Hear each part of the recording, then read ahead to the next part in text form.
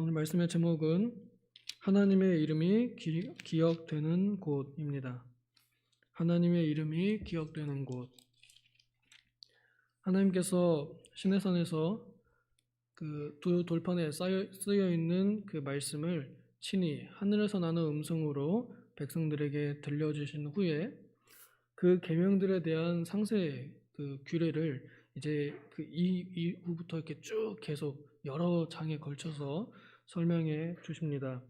그때 가장 먼저 언급하신 것이 바로 이 제단에 관한 예배에 대한 내용입니다. 그걸 보면 하나님께서 예배를 얼마나 중요시 가장 귀히 여기시는지 우리가 알 수 있습니다. 우리가 방금 본 이 본문의 내용은 그 예배 규례의 서론이라 할 수 있을 것입니다. 저는 여기서 세 가지 정도 내용을 이렇게 간추려 보겠는데요. 하나는 예배의 규칙, 또 예배의 의미, 그 다음에 예배의 결과 이렇게 보겠습니다. 하나님께서 이 예배의 큰 규칙을 여기서 이렇게 제시를 해주고 계신데요. 그 23절에 보면은 너희를 위하여라는 문장이 있습니다. 너희를 위하여라는 말은 그렇게 하지 말라 하는 것인데요. 예배를 드릴 때에 너희를 위해서 예배하지 말라 그런 의미입니다. 하나님께서 예배를 우리에게 하라고 주신 것은 하나님을 위해서 하나님의 영광을 위해서 예배하도록 그 예배를 주셨습니다. 그런데 우리 인간은 이기적이어서 자기밖에 모르는 본성이 있어서 부표성이 있어서 예배를 자신을 위해서 사용하려고 하는 예배를 써먹으려고 하는 그런 습성이 남아 있습니다. 그것을 경고하기 위해서 말라 하고 이렇게 말씀하신 것입니다. 우리는 예배한다고 하는 것과 그리고 또 예배를 하기 위한 목적이 우리를 위한 것인 경우가 많습니다. 그중 가장 대표적인 게 열린 예배인데요. 우리 교단에서 아주 오래전부터 열린 예배를 강력하게 반대해 왔고 또 그와 함께 그 복음성가 CCM 이런 것도 우리가 많이 이렇게 금지해 왔었던 것은 예배의 목적을 지키기 위한 것이었습니다. 어떻게든 예배는 하나님을 위한 것이지 인간의 오락이나 인간의 기호에 맞게 해서는 안 된다는 것. 하나님이 기뻐하시는 예배의 형식이 있고 하나님께서 기뻐하시는 예배가 있는데 거기에 초점을 맞춰야지 사람들이 안 온다고 사람들이 싫어하는 예배의 형식들을 다 빼고 사람들이 좋아하는 오락 요소만 다 집어넣고 그리고 그걸 가지고 하나님께 예배한다 이렇게 말해선 안 되는 것입니다. 오늘날 우리 교단이 여전히 또 추도 예배를 금지하고 반대하고 있습니다. 추도 예배란 죽은 자를 기념하는 예배입니다. 하나님께서 그것을 원하지 않으십니다. 예배는 하나님을 기념하는 것이지 죽은 사람을 기념하는 것이 아닙니다. 우리 그 유교에서 온 그 조상 제사 그걸 안 하긴 좀 그렇고 그러니 예배로 좀 바꿔보자 이런 의도로 하는지도 모르겠습니다. 굉장히 위험한 일이죠. 예배는 분명히 하나님을 위한 것입니다. 그 목적이 흐트러지면 하나님께서 쳐놓으신 그 울타리를 그냥 무너뜨리고 뚫고 나가는 것 같습니다. 그것은 예배하지 않는 것이고 차라리 예배하지 않는 것이 더 나을 수도 있습니다. 다음엔 예배의 그 의미인데요. 오늘 제목을 그 하나님의 이름이 기억되는 곳 이렇게 지은 것처럼 예배의 의미는 하나님의 이름을 기억하는 것입니다. 하나님의 이름을 기억한다는 것은 하나님을 그리워한다, 또 하나님께 마음이 있다 하는 것을 표현하는 것입니다. 우리가 사랑하는 사람이 있으면 그 사람이 자꾸만 생각나고 보고 싶고 그런 마음들이 같은 의미를 할 수 있겠습니다. 하나님의 이름이 그 예배를 통해서 기억되어집니다. 하나님을 사랑하는 사람일수록 하나님을 보고 싶은 사람일수록 더욱 예배합니다. 하나님께서는 그런 예배를 받으시고 좋아하십니다. 그래서 하나님께서는 그의 거룩한 이름 제3계명에서 내 이름을 망령되이 일컫는 자 내가 죄 없다 하지 아니하리라 하신 그 엄위하신 이름을 이 예배 위에다가 두셨습니다. 하나님께서는 그만큼 예배를 사랑하시고 예배하는 자를 사랑하십니다. 우리가 예배하는 것은 우리가 하나님을 그 예배 속에서 기억하고 기념하는 것입니다. 바른 성경에는 여기 기념한다는 단어를 기억이라는 단어로 그렇게 썼는데요. 같은 의미입니다. 우리는 예배를 통해서 하나님을 기억할 수 있습니다. 또 세 번째로는 예배의 결과입니다. 하나님께서는 예배의 그 결과로서 여기서는 두 가지를 말씀해 주시는데 내게 임하여 복을 주리라 하는 약속으로 우리에게 예배의 좋은 결과를 알려주셨습니다. 하나님께서는 이제는 그 옛날에 여기 나오는 그 흙단이나 혹은 토단 혹은 돌로 닿은 석단 이런 것에 계시지 않습니다. 이제는 예수 그리스도의 그 단번의 제사 때문에 구약의 모든 이런 단을 쌓는 일, 또 성막에는 나무로에다가 이렇게 금속을 입힌 그런 단, 이제는 그런 것에 계시지 않으시고 또 짐승 태워 올리는 그 불에 계시지 않으시고 이제는 우리 자신이 그리스도의 반석 위에서 우리 자신을 하나님께 온전한 제물로 바쳐드리는 그 예배에 하나님께서 오십니다. 그 반석 위에 우리는 서 있고 또 여기 층계로 계단에 오르지 말아라 하체가 드러낼감이라 하는 부정함이 드러나지 않도록 하라 하는 것이 하나님의 본 의도입니다. 이제는 제사장들은 그때에는 그 속옷을 입었지만 오늘날 우리는 예수 그리스도를 옷 입고 예수 그리스도의 보혈로 우리를 완전히 덮어버릴 때 하나님 앞에 의롭고 깨끗한 사람으로 부정한 부분이 보이지 않는 사람들로 그렇게 여겨집니다. 그리스도의 반석 위에 서서 믿고 그리스도로 옷 입은 사람들이 예배할 때 하나님께서 그 예배하는 자리에 오시고 그 예배하는 곳에서 복을 주신다는 것입니다. 복의 근원이 그 예배의 자리로 오신다는 것입니다. 그러므로 그 예배의 자리는 복의 근원의 자리입니다. 예배하는 곳에서부터 복이 넘쳐 흐릅니다. 우리 기독교가 기복사상이라고 많이 비난을 받습니다. 기독교 믿으면 예수 믿으면 다 돈 많아지고 건강해진다.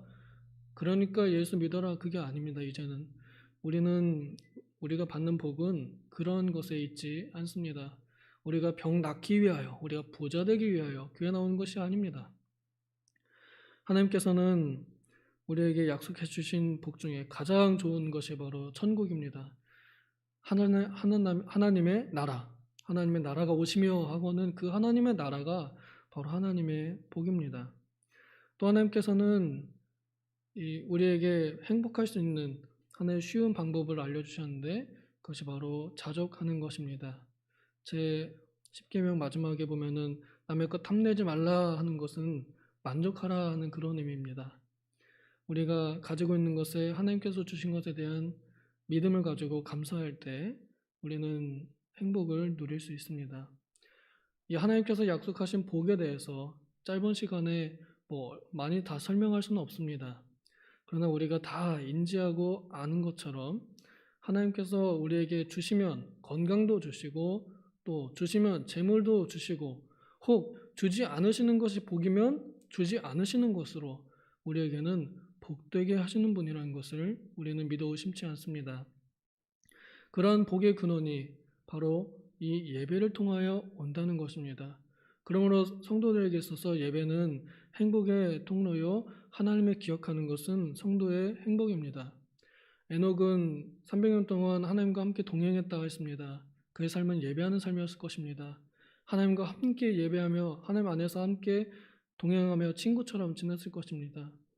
우리도 예배를 통하여 하나님과 더욱 친근해질 수 있습니다. 하나님께서 엘리야의 부르짖음에 그 불이 내려옴으로 그곳에 오심을 그 응답하심을 나타내 보이셨습니다. 오늘날 우리들에게도 하나님께서 예배하는 곳에서 임재하셔서 그 예배하는 가운데 성령의 감동으로 하나님 이곳에 계시구나 하는 것을 느끼게 하는 것이 예배입니다. 또한 하나님의 능력을 입는 곳이기도 합니다. 우리가 하나님의 이름을 기억하는 곳, 이 예배하는 곳에서 성도는 능력을 받고 힘을 얻어서 세상에 나가서 정말로 믿는 사람답게, 정말로 예배자답게 살아갈 수 있는 것입니다. 오늘 이 명절 아침 제가 이 설교를 준비한 이유는 우리 목사님을 통한 하나님의 명령을 권면하기 위함입니다. 히브리서 13장 17절에 보면은 인도하는 자들을 순종하고 복종하라 명령하였습니다. 우리 목사님을 통하여 주신 하나님의 말씀은 각 가정의 명절날 아침에 함께 그곳에서 예배하십시오 권면해 주셨습니다. 우리는 쉽지 않을 것입니다.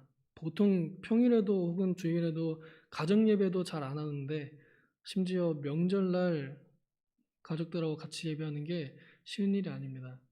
저희 특히나 믿지 않는 가족들하고 같이 모이게 되면 더 쉽지 않습니다. 박해를 받을지도 모르고 싸움이 날지도 모릅니다.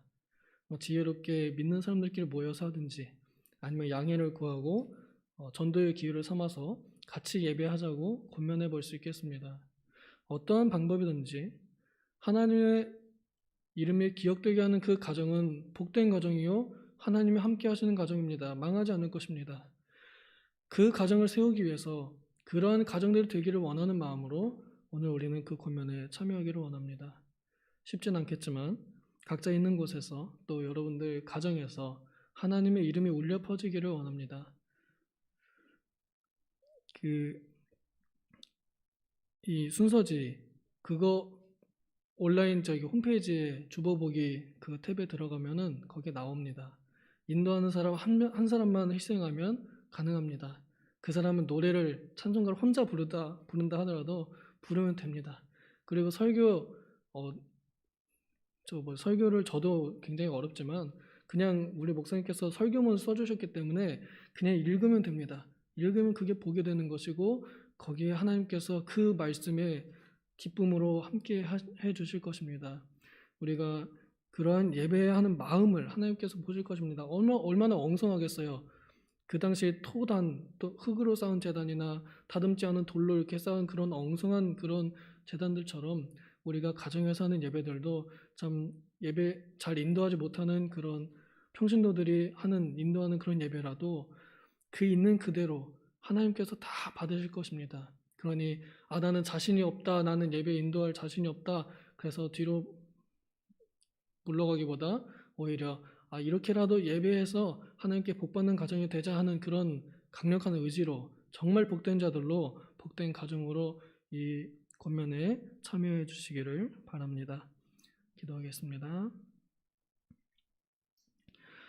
하나님 아버지, 우리는 교회에서 프로그램으로 정해져 있는 이 편한 예배에는 잘 참여하면서 따라가기는 많이 하였지만 정작 우리가 왕 같은 제사장으로서 우리 각자가 개인이 하나님 앞에서 또 우리 가정이 하나님 앞에서 예배할 때에는 우리는 참 어색합니다. 어떠한 말들로 예배를 인도해야 할지 또 어떤 내용으로 하나님 앞에 올바른 말들을 해야 할지 우리는 많이 어색하지만 그러나 하나님께서 우리에게 예배하기를 명령하셨고 또 우리의 예배를 기뻐하시오니 우리도 하나님께 나아가는 자가 복받는다는 것 또 하나님께서 기뻐하신다는 것을 믿음으로 어렵지만 이 가정 예배에 잘 참여하고 시도해 볼 수 있게 하여 주시옵소서. 바라옵건대 믿지 않는 자들과 함께 권면하여 혹시 예배를 하게 된다면 그곳에서 정말로 행복한 영적인 복이 믿지 않는 가족들에게 임하여서 그들이 예수 그리스도로 옷 입게 되고 그들이 예수 그리스도의 반석 위에 함께 서기를 원합니다. 그리하여 가정의 구원이 우리의 예배로부터 흘러나오게 하여 주시옵소서. 그리하여 우리 가정이 대대손손 하나님께 복을 받는 가정으로 세워지기를 원합니다. 이 일을 위하여 각 처소에서 각 가정에서 예배 인도자여 왕같은 제사장으로 세워진 우리 성도님들께 영적인 능력을 더하여 주시고 담대한 마음을 주셔서 더욱더 하나님께 열정적으로 예배하는 우리 모든 도봉교회 식구들 될 수 있도록 도와주시옵소서. 감사드리며 예수님의 이름으로 기도하옵나이다. 아멘.